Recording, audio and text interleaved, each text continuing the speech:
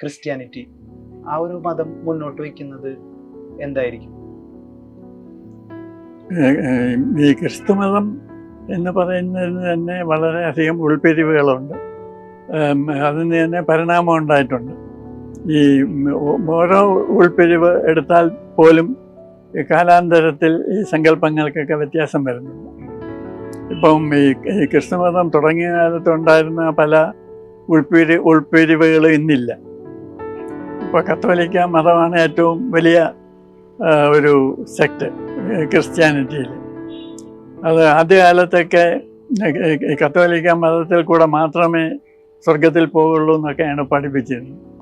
അപ്പോൾ അത് മാറി മറ്റ് ക്രിസ്തുമത വിഭാഗങ്ങളെ കൂടെ അംഗീകരിച്ചു.